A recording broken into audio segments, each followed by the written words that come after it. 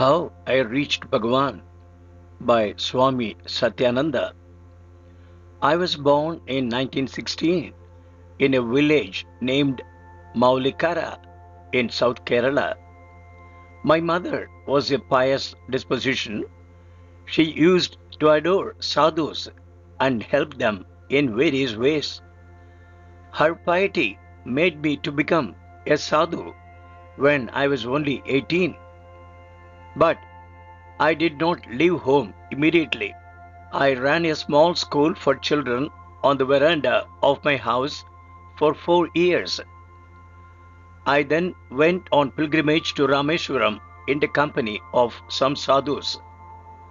From Rameswaram, I came directly to Tiruvannamalai in 1938. In the course of my pilgrimage, I halted at an abode of sadhus called Paudikan Mari Mattam, situated between Madurai and Manamadurai.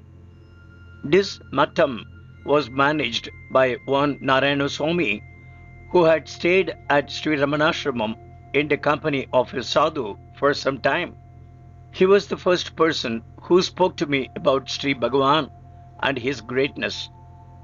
He wrote out the full address of Sri Ramanashramam on a piece of paper and gave it to me. From Rameswaram, I came directly to Tiruvannamalai in 1938.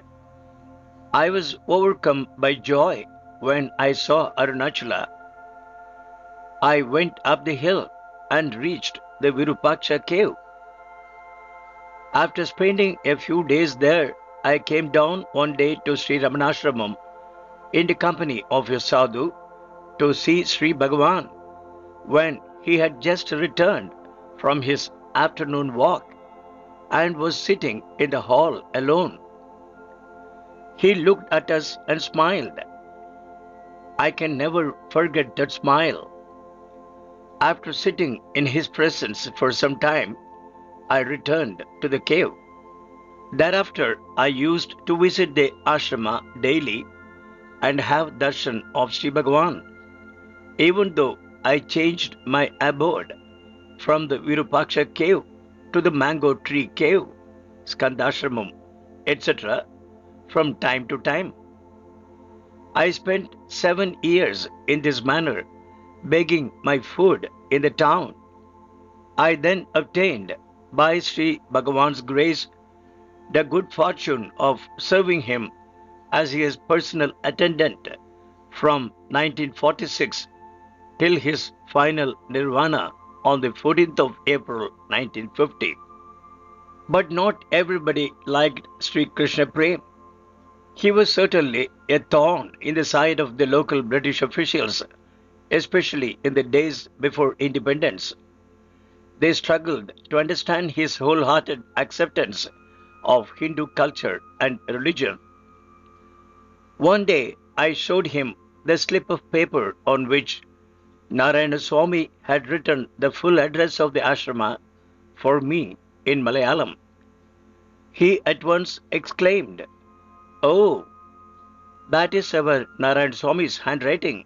Another day, Sri Bhagavan described to me how a sadhu hailing from Kerala, named Sadguru Swami, had, under the influence of intoxicating drugs, embraced him tightly again and again, saying, "You are a good boy. I am so glad to see you." Sri Bhagavan imitated the acts and words of the sadhu while narrating the incident. I was alone with him at the time and was overwhelmed with joy. I still remember that joy. When the abscess on Sri Bhagavan was first operated upon in 1948, I was present. Although I cannot stand the sight of blood, I managed to control myself. After one operation, there was profuse bleeding from the body of Bhagavan. There was a big crowd outside the new hall, but no one was allowed inside. I was very moved and shedding tears, told Bhagavan. that it was painful to see such suffering. Bhagavan was absolutely unconcerned about his condition and said, "What suffering? All is bliss." I was blessed to be near Bhagavan during the Mahanirvana. At 6 p.m. that day, we massaged Bhagavan's legs. At 6:30, Bhagavan wished to sit upright, so we helped him into that posture. Then started the chanting of Arunachala Aksharamanamala, the marital garland of letters by the devotees outside the Nirvana room. There were profuse tears gushing from Bhagavan's eyes, though there was no change in the expression on his face. It was such an immense outflow that Dr. T. N. Krishnaswamy asked me to wipe the tears away. I did so, but it would not stop. This continued till 8. I was asked to give him spoonfuls of water boiled with ginger, and I begged him to agree to this. He consented, and with the aid of a spoon, I served him. When the doctor wanted to administer oxygen, Sri Bhagavan waved it away. Bhagavan's breathing became gradually slower.